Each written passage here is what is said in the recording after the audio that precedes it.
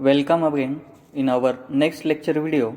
In today's lecture, we are going to learn our new chapter, that is drug distribution system in hospital, outpatient service, inpatient service. In this chapter, we discuss the drug distribution system in hospital where for the outpatient and inpatient into the hospital. We are going to discuss content of chapter. In that, first,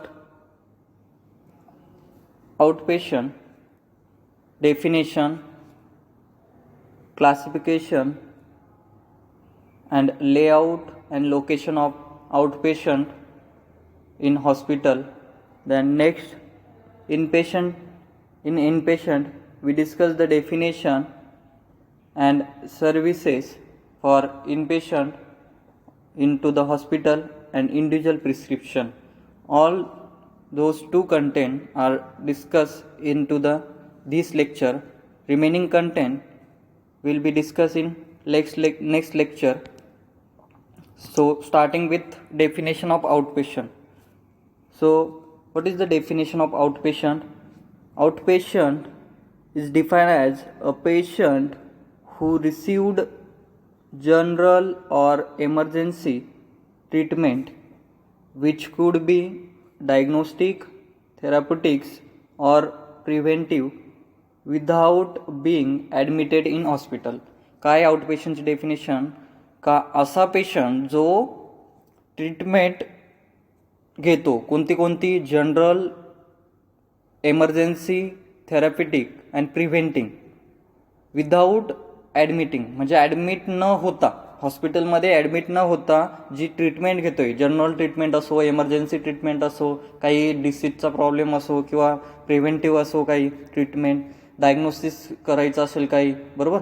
तर ही treatment जो घेतोय patient तो without admit न होता, बरोबर, admit न होता हॉस्पिटलमध्ये जी ट्रीटमेंट घेतो त्याला म्हणतात आउटपेशंट.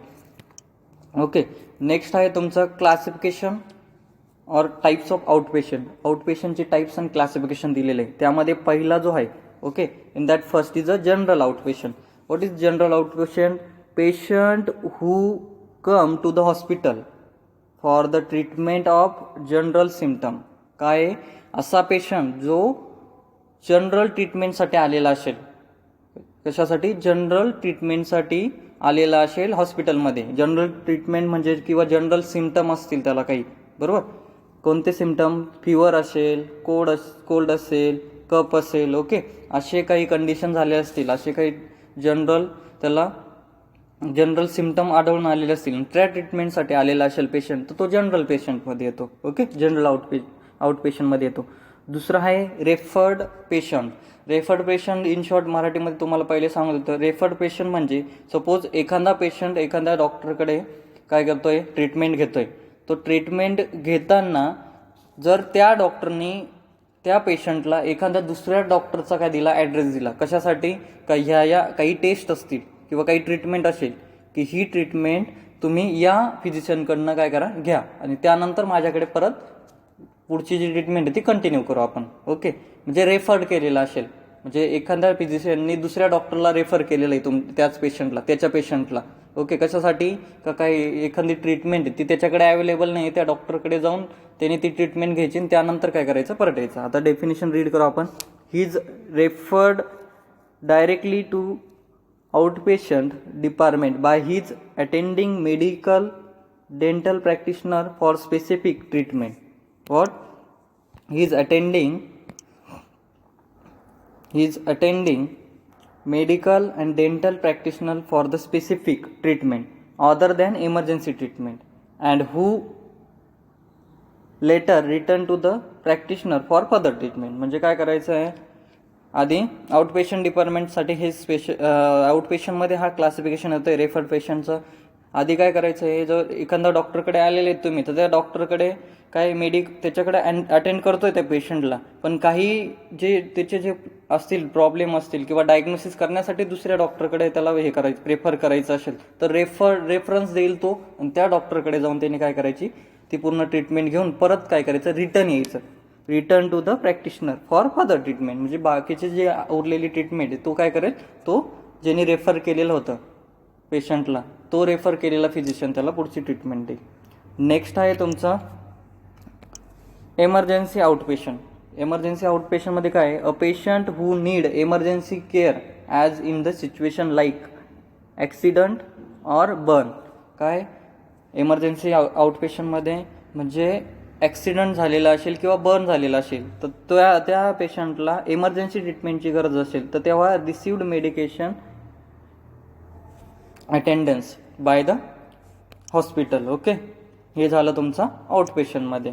नेक्स्ट आहे ॲम्ब्युलेटरी पेशंट. ॲम्ब्युलेटरी पेशंट म्हणजे जे सतत काहीतरी जनरल चेकअपसाठी किंवा रुटीन चेकअप असेल एखाद्या पेशंटचा, तो कायम त्या हॉस्पिटलमध्ये आपल्या हॉस्पिटलमध्ये येतोय, ते ॲम्ब्युलेटरी पेशंट येतात. म्हणजे काय ते an ambulatory patient is able to walk and who visit he hospital for routine checkup like blood pressure, heart rate. म्हणजे ब्लड प्रेशर, हार्ट रेटचा कोणाला प्रॉब्लेम असेल एखाद्या पेशंटला तर मग त्याला रुटीन चेकअपसाठी हॉस्पिटलमध्ये येणं आवश्यक आहे. कारण की त्याचा ब्लड प्रेशर काय, कोणत्या आठवड्यात काय होतं किंवा वीकली असेल किंवा मंथली त्याची काय असेल चेकअप असेल तर त्या चेकअपसाठी ॲम्ब्युलेटरी पेशंटला काय करावं लागतं, यावं लागतं. म्हणजे हे जे पेशंट येतात, ओके, जनरल चेकअप रुटीन चेकअपसाठी जे येतात, रुटीन चेकअपसाठी जे पेशंट येतात ते सर्व ॲम्ब्युलेटरी पेशंटच्या क्लासिफिकेशनमध्ये येतात. ओके, नेक्स्ट आहे लोकेशन ऑफ आउटपेशंट डिपार्टमेंट. आता लोकेशन काय पाहिजे ते आउटपेशंट डिपार्टमेंटचं, कोणत्या ठिकाणी पाहिजेत आउटपेशंट डिपार्टमेंट. फर्स्ट आहे the outpatient should be located near the office and entrance of the hospital. कुठे, ऑफिसच्या किंवा एंट्रन्स जे आहे हॉस्पिटलच्या त्याच्यात जवळ पाहिजे ते तुमचं OPD. ओके, आउटपेशंट डिपार्टमेंटलाच काय म्हणतात, OPD असतात. तुम्ही हॉस्पिटल, सिव्हिल हॉस्पिटलमध्ये गेल्यानंतर तुम्हाला डिपार्टमेंटची नावं असतील, OPD असतो, IPD असतो, ICU असतो, असे डिपार्टमेंटचे वेगवेगळे नाव असतात. तो OPD डिपार्टमेंट म्हणजे आउटपेशंट डिपार्टमेंटचा असतो.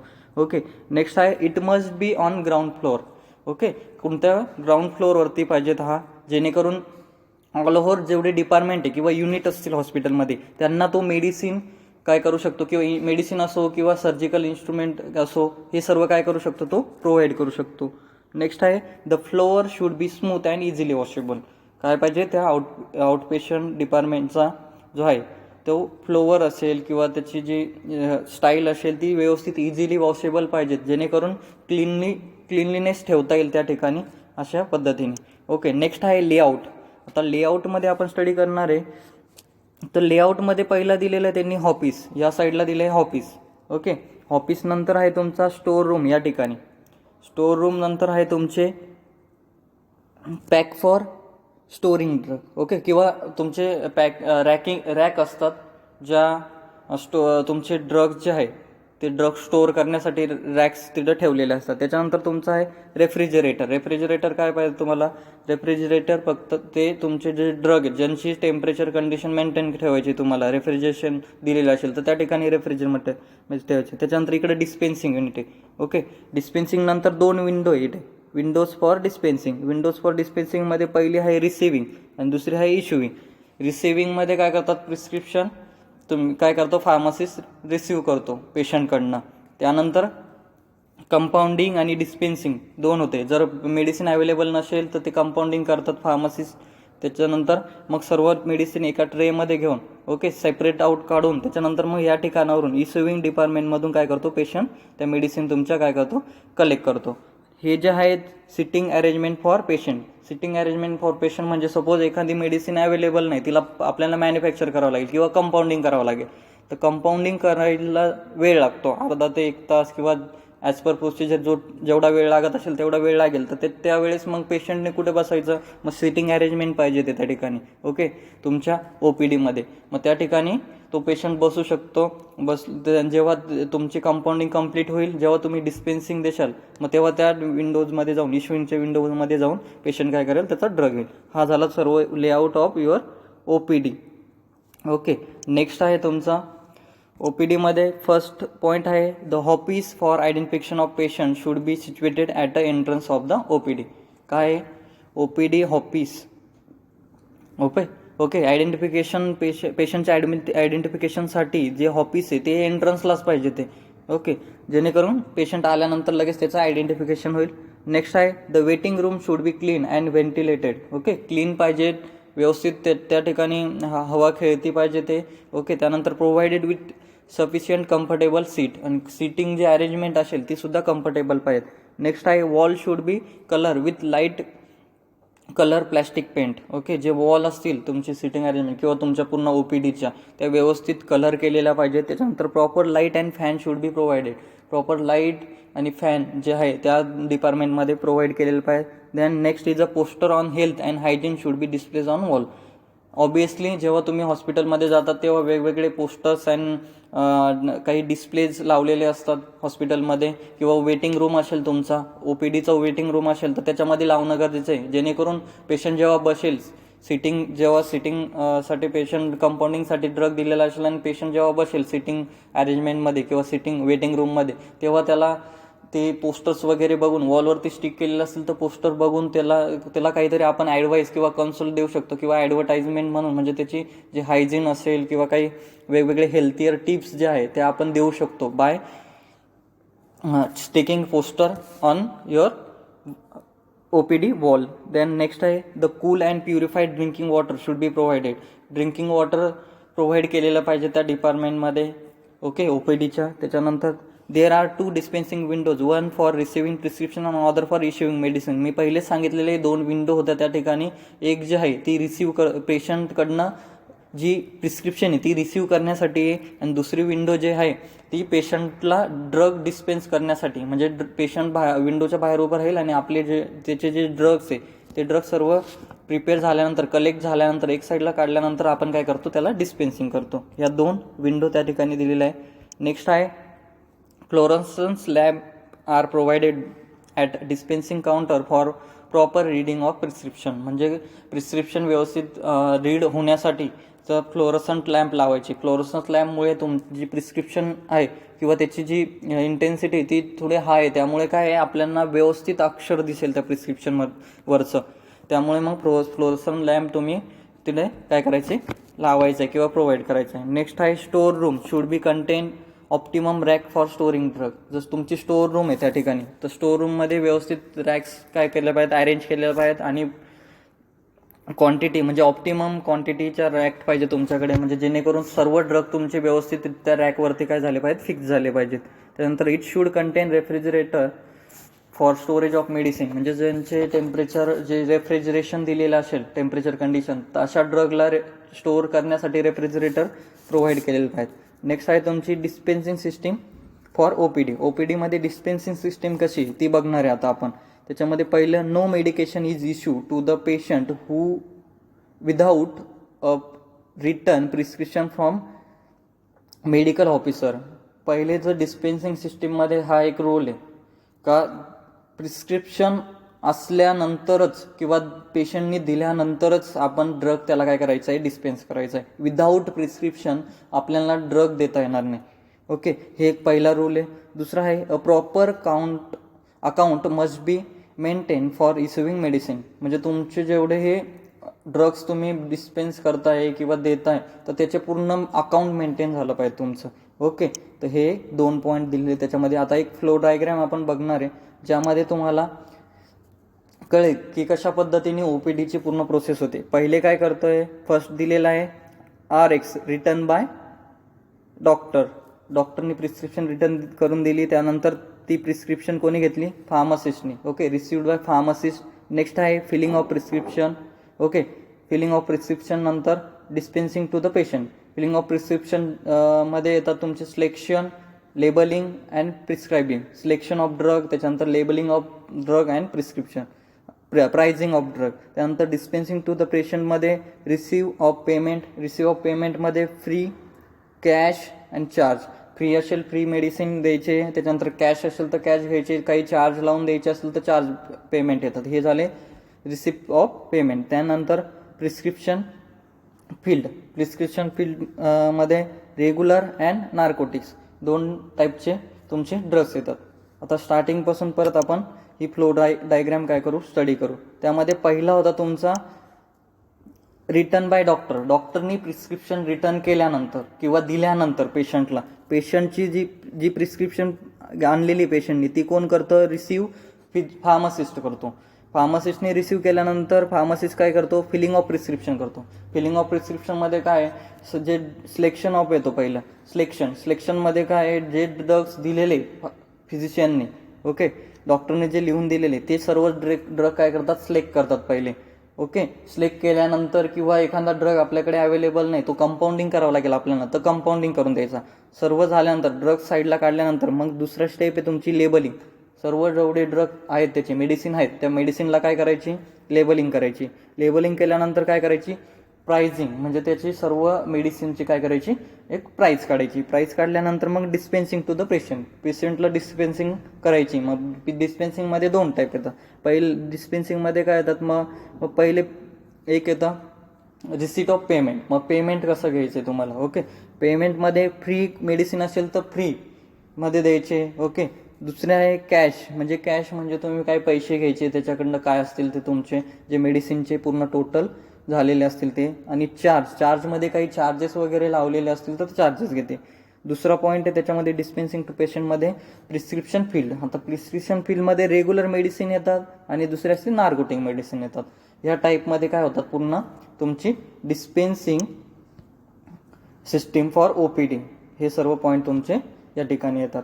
नेक्स्ट आहे तुमचा इनपेशंट. ओके, नेक्स्ट आहे इनपेशंट. आउटपेशंट सांगितलं. आउटपेशंट काय असतो, आउटपेशंट हा तुमचा डायग्नोसिस प्रिव्हेन्शनसाठी इमर्जन्सी ट्रीटमेंटसाठी येतो, पण तो ॲडमिट होत नाही. आता इनपेशंट काय, patient who is confined to bed और who is occupy bed in hospital. म्हणजे काय होतं, हा ॲडमिट होतोय.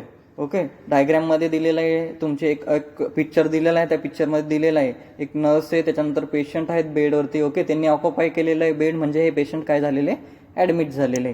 ओके, आता next method of drug distribution system for inpatient.